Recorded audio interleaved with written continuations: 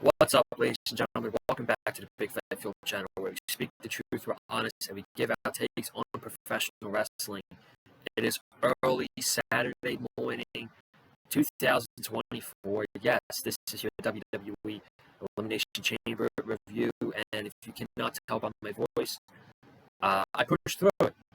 I pushed through it this morning. Last night, I was at the Sixers game. Got home around 10:30, fell asleep around 11:30 Eastern Time, and I literally had 5 alarms set for this morning so that I would not miss the show. I had my alarms set for 4:30, 4:31, 4:32, 4:33, 4:34, and 4:35. I woke up at the last alarm. So if I did not hear that last alarm, I was not waking up for this show. But luckily I heard it, was able to wake up and watch this show, and I thought it was very good. I thought, and I do have my complaints about it, I thought overall this was a very good show. The wrestling on this show was awesome. I thought the men's chamber match was probably the match of the night. I really enjoyed that match. We got 3 stories coming out of that match. That's what I love about it the most, is we have 3 potential Wrestlemania matches coming out of that men's Elimination Chamber match. I thought, as much as Nia Jax still sucks as a wrestler, I thought Rhea Ripley brought her to a really good match. Did I think it deserved to main event the pay-per-view? I honestly don't see it as a pay-per-view main event, but this was a big moment for Rhea Ripley, so I'm happy for her in that case. But no, I don't think this was a main event-worthy match for a pay-per-view in WWE. I thought the women's chamber match was really good, obviously predictable, and I feel like that's a negative for this show, is this card was way too predictable. Like, we knew weeks in advance when we were watching the show that we knew who was going to win these matches. They've been doing segments between Becky and Rhea since December, so that women's chamber match was tailor-made for Becky Lynch to win. There was no way that the Judgment Day were going to drop the tag team championships 6 weeks out of WrestleMania when they have a storyline going on with R-Truth and The Miz. There was no way that with a chamber match to challenge for a Raw championship with 5 SmackDown wrestlers in that match, they made it painfully obvious that Drew McIntyre, the only Raw guy in that chamber match, was going to win. Loved the match. Drew McIntyre won, as he should have, though. And then the main event was very predictable. Nia Jax, there was no way that Nia Jax was going to win the Women's World Championship in this match. But something I will give WWE credit for is they built her up really, really nicely going into that match with Rhea Ripley. And, I thought she delivered. There was one spot where Rhea went for Hurricane Rana and she sold it terribly. But, I mean, she wrestled a good match. And we'll talk about the table spot. That was risky. But I'm not going to keep you guys too long. If you guys did not wake up for the Elimination Chamber, then obviously I'm giving you the results right here. Thank you for tuning in. If you haven't already, be sure to subscribe to the Big Fat Film channel. We're going to go over each match. It's not going to be too long. We're going to go over each match that happened at the Elimination Chamber. Matches that are confirmed for WrestleMania, and matches that we feel like are all but confirmed, but haven't been announced yet for WrestleMania. So let's just get into it. The Women's Elimination Chamber match opened up the show. It was Bianca Belair, Raquel Rodriguez, Tiffany Stratton, Liv Morgan, Naomi, and Becky Lynch. Tiffany Stratton was the MVP of this match. Tiffany Stratton was the only heel in this match. And she was the person who the crowd cheered for to win this match. She was really over in this match, and she took a lot of big bumps. She took a suplex onto the chamber cage. She got thrown into a pod a couple times. She had a great move off the top of the pod, like a front flip onto everybody standing on the padding. She really had a great performance in this match, and it's amazing how over she was in this match and how much of a connection Tiffany had with the Australian audience. Now, the big question coming out of this is Tiffany going to keep that connection with the U.S. audience? Is Tiffany going to be over like a baby face in the U.S. audience? That's going to be something to look out for. But I know coming out of this match, sky is the limit for Tiffany Stratton, and I really wasn't an advocate for doing a potential. I have no idea what's going on with Jade Cargill at WrestleMania, but if WWE wants to do Bianca Belair versus Tiffany Stratton at WrestleMania, I honestly have no problem with that as like a nice undercard match for one of the nights. Showcase Bianca, showcase Tiffany Stratton some more to a large audience. I would absolutely have no problem with that match, but we're going to get to the end of this match here. It was Naomi eliminated first, and then Tiffany Stratton got eliminated by Liv Morgan, the Australian crowd chanting bullshit. Raquel Rodriguez then got eliminated by Bianca Belair. And we were down to 3. Bianca, Liv Morgan, and Becky Lynch.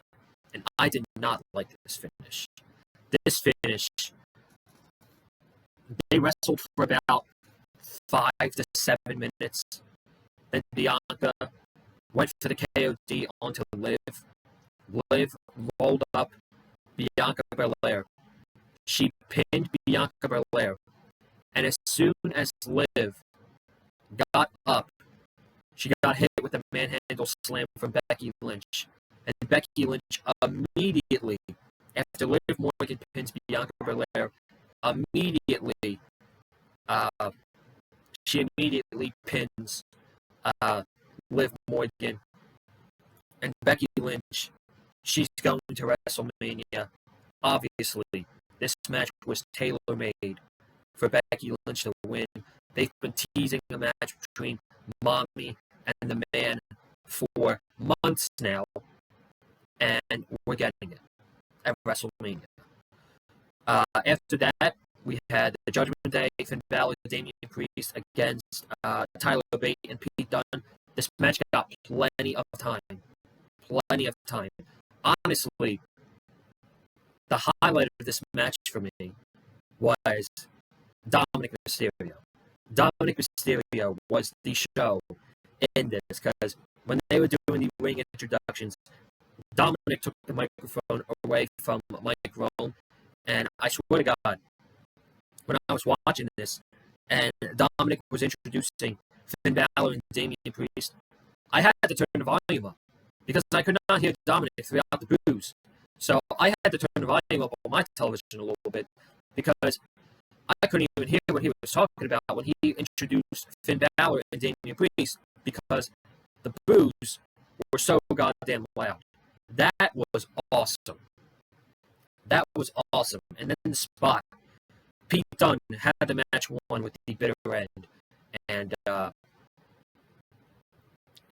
Dominic put Finn Balor's rope on the bottom rope. Then he's sitting on the ring apron underneath the ring, acting like he's smart.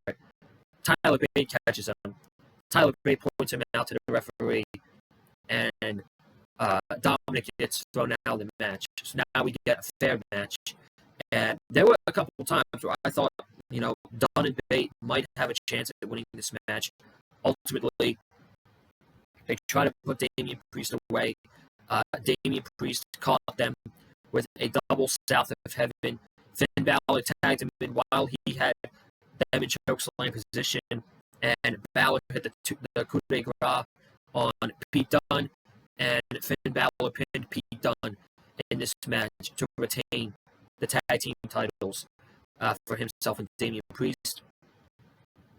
Dunne and Bate, great tag team, but they literally just established themselves as a tag team. There was no way that they were going to win this match against Balor and Priest just way too early to give them the tag team titles. Balor and Priest have a storyline intact for The Miz and R-Truth. I feel like that's going to take place at WrestleMania. We had this Grayson Waller effect, which, going into it, I was excited because I'm like, these matches are so goddamn predictable.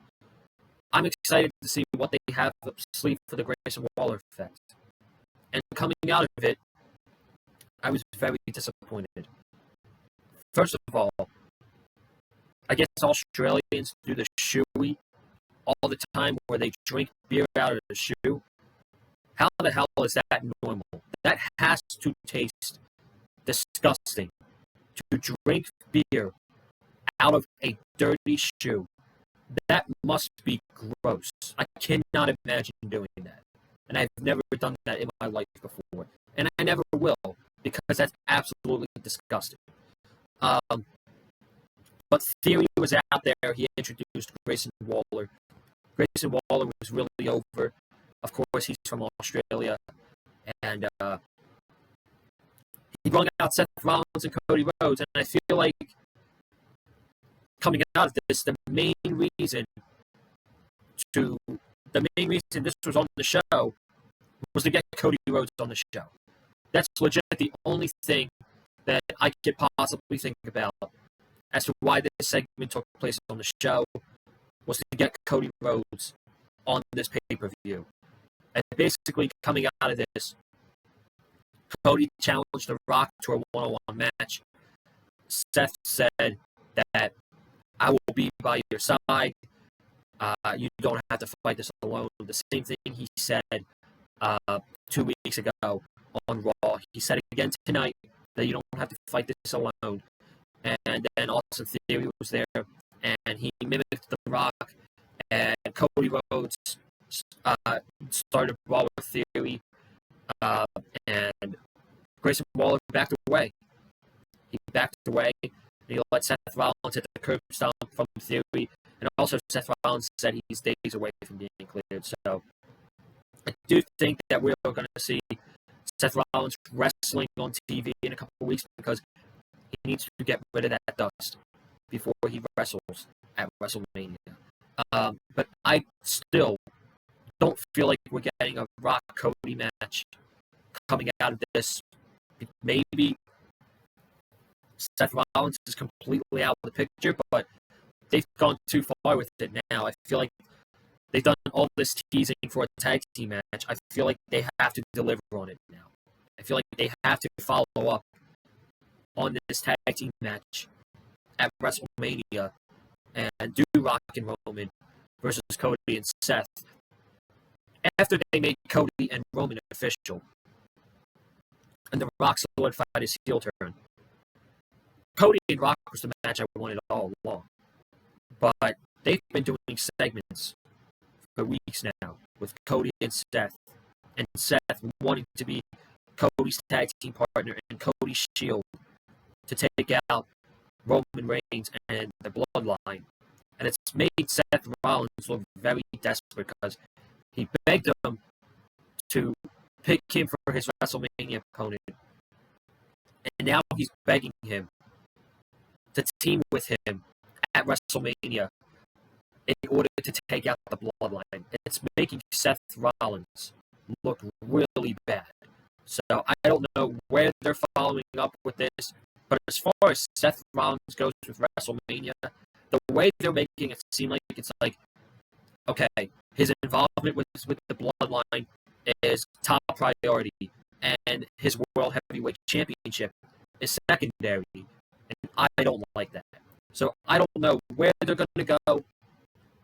We're going to find out more Friday probably, because The Rock is going to be on SmackDown on Friday, and I feel like they're going to make a match official. They've got to make something official come Friday, whether it's The Rock versus Cody Rhodes, or it's Cody Rhodes and Seth Rollins versus Roman Reigns and The Rock. They got to make something official, I feel like, come SmackDown on Friday. So I kind of felt that segment was pointless, if I'm going to be honest with you. Then, let's get into this chamber. Right? Let's talk about this chamber match. We had Kevin Owens, Bobby Lashley, Logan Paul, who I thought was the MVP of this match. I thought Logan Paul wrestled a hell of a match tonight. Or I should say this morning.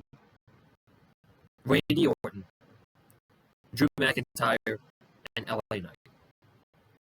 Bobby Lashley was the first person eliminated with the Claymore kick. Bobby Lashley speared Logan Paul through one of the pods, and Bobby Lashley was getting up, and Drew McIntyre hit a future shot DDT on the outside to Bobby Lashley. Then he gets Lashley in the ring, and he gives Lashley the Claymore kick, and Lashley's pinned. Lashley is out of this match. And LA Knight was running roughshod on everybody. He was hitting his moves. He hit the elbow drop onto Randy Orton. He then hit Randy Orton with the BFT. And when I saw Randy Orton, and I saw LA Knight hit Randy Orton with the BFT, there were 4 referees standing by the door with a wide open cage. And Bobby Lashley was nowhere near to be found. So it was obvious what was going to happen. And I called it on Wednesday when I did a little bit of the predictions after the Dynamite review. I said AJ Styles was going to come in and he was going to cost LA Knight a chance at the world title at WrestleMania. And that's exactly what he did. He hit him over and over and over again with a steel chair. Then he had a steel chair to the ground. And then AJ hit the Styles Clash onto LA Knight. And Drew McIntyre saw this, and he took advantage of it. And he pins LA Knight. So AJ Styles costs LA Knight the Elimination Chamber. Then after that, Logan Paul and Kevin Owens are brawling with each other. They go into the ring. Randy Orton gets some moves in. And Randy Orton was really selling his back. And I couldn't tell if he was legit injured or not. But if he was selling with this back injury, he put on a masterclass of a performance of how to sell in a brutal match like the Elimination Chamber. He was selling like he couldn't stand, he couldn't keep his feet straight, or he couldn't keep his knees straight. He was all over the place. He put on a masterclass of a performance with selling his back injury. I hope he's okay coming out of it. But I feel like he was selling for most of this match. So, man, he is the pro's pro. And bold prediction, I think Randy Orton is going to be a Hall of Famer this year. And he's going to headline the class this year. If I had to make a prediction, I would love to see Randy Orton in the Hall of Fame this year. He absolutely deserves it. So he hits Kevin Owens with an RKO. He sells his back like he's not going to be able to cover Kevin Owens. He covers Kevin Owens, and Kevin Owens is eliminated. Now he's fighting with Drew McIntyre, and he's fighting with Logan Paul. And Logan Paul's on top of one of the pods, and he hits a crossbody onto Drew McIntyre. And he gets the brass knucks out of his pants, and he puts it around his hand, like he's about to use the brass knucks in this match. And as he's looking at his brass knucks, Randy Orton comes over and RKO's Logan Paul, sells his back, and he pins Logan Paul. He pins Logan Paul. And we're down to Orton and McIntyre. And Orton is laying there for about 2 minutes, selling his back.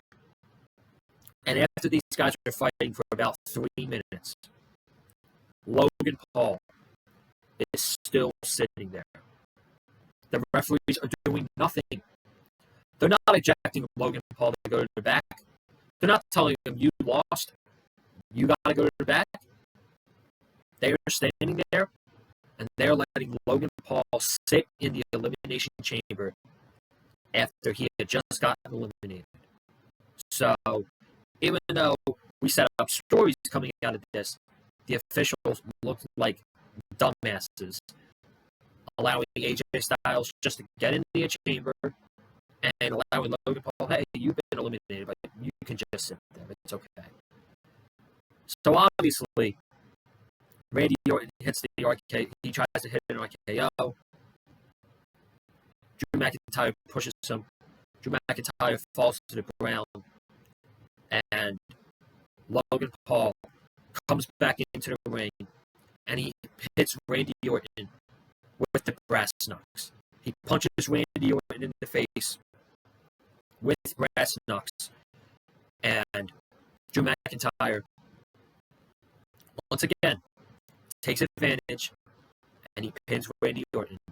And Drew McIntyre has punched his ticket and will now wrestle for a world championship at Wrestlemania in front of a full crowd. This time, obviously, he's a heel. The crowd is going to be cheering for Seth Rollins over Drew McIntyre. But this is literally 4 years in the making for Drew McIntyre, because he was supposed to win the WWE Championship in a full capacity against Brock Lesnar. And obviously the pandemic happened, and he won it in an empty warehouse. Then a year later, he was going into WrestleMania 37 as the challenger against Bobby Lashley. That show had half capacity at Raymond James Stadium. I was at that show at WrestleMania 37, and he lost to Bobby Lashley. Now you fast forward 3 years later, he's getting another World Championship match at WrestleMania, but this time in front of a full capacity crowd, and he's going into this match as a heel. And I love the story that they're telling with Drew McIntyre this week. This week alone, they're telling the story of Drew McIntyre is taking advantage of anything and everything that is going on around him just to get himself to WrestleMania. Monday on Raw, the Bloodline interfere in his match with Cody Rhodes. Jimmy Uso comes out. Then Solo hits the spike onto Cody. Drew McIntyre looks at the Bloodline, and he hits the Claymore kick. He took advantage of the Bloodline interfering against Cody Rhodes. Tonight, he took advantage of AJ Styles beating down on LA Knight, then pinning LA Knight, and he took advantage of Logan Paul hitting Randy Orton with the brass knucks. He's the ultimate opportunist. He does anything to win and get himself to WrestleMania. I love it. I absolutely love it. So we got Drew versus Seth at WrestleMania. That is story number one coming out of this. Story number two is we have AJ Styles versus LA Knight. A lot of people are saying we can get a multi-man match for the United States Championship. I don't think that's happening. I think Styles and Knight are going to get their own match at WrestleMania. Styles and Knight have been feuding since they were competing for the WWE Championship at the Royal Rumble. So they've been going at it for like close to 2 months already. And they've yet to have a proper match. The one match they had on SmackDown ended in a DQ because of bloodline interference. So it feels like they're going to be set up for a match at WrestleMania, and they're going to have a proper build and a proper one-on-one match to AJ Styles and LA Knight. And then obviously, you got everything that's going on with the United States Championship. Is it going to be Logan Paul versus Randy Orton? I don't think it's going to be Logan Paul versus Kevin Owens. Could they add Kevin Owens to the mix? Sure they can. I don't know what else Kevin Owens can do at WrestleMania if he's not wrestling for the United States Championship.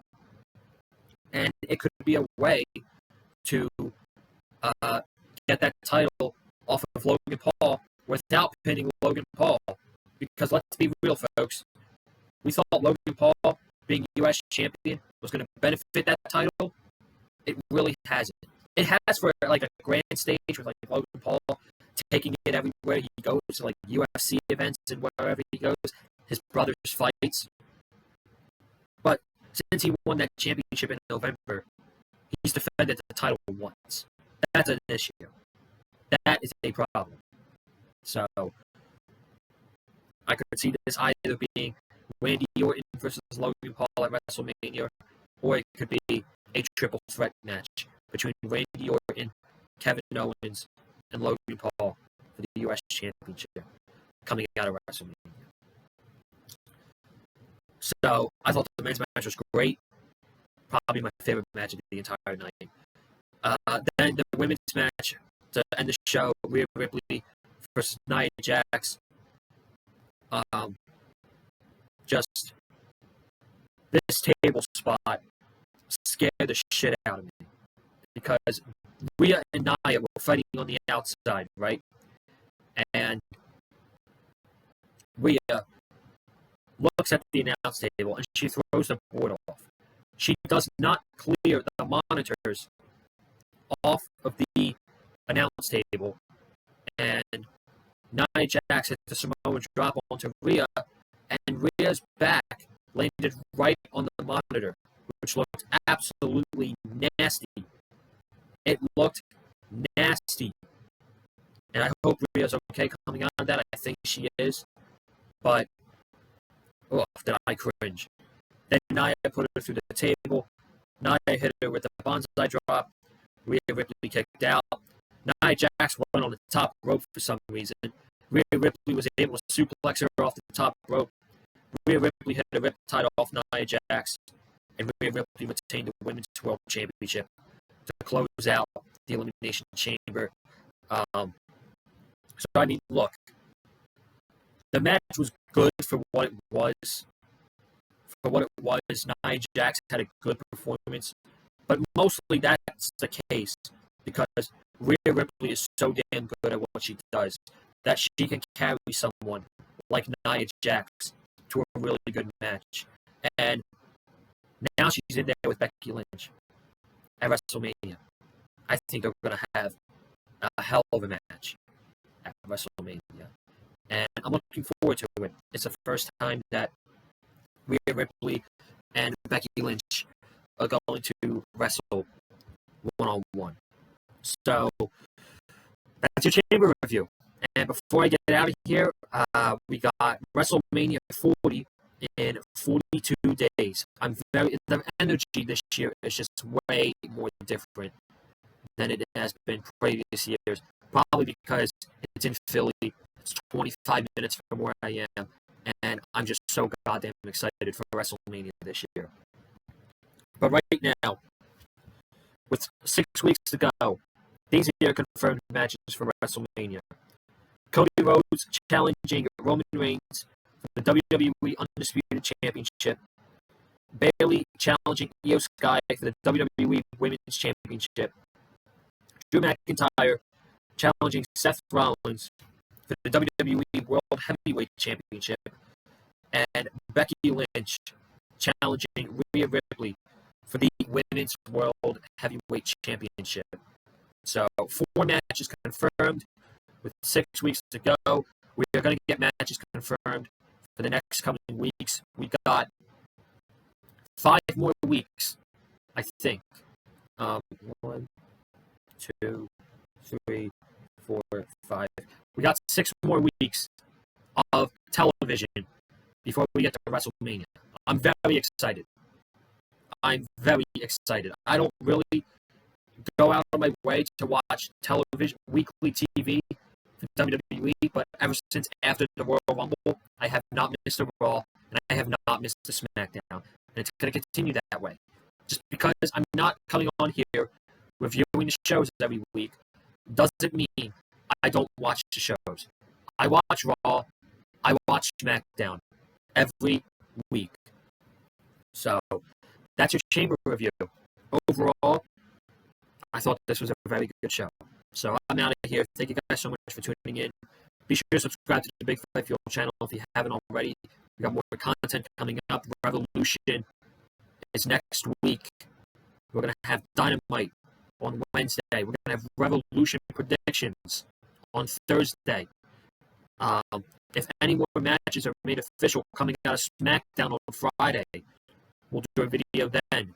And then Sunday night, we'll do the Revolution review here on the Big Fight Fuel channel. So we got a big week next week. It's AEW pay-per-view week. Very exciting. Subscribe, comment down below, hit the like button, follow me on Twitter, Colin_Joseph, and I will see you guys Wednesday night for the go-home show of AEW Dynamite before Revolution. I'm out. Have a good day. Stay safe, and as always, stay classy. I'm out. Peace.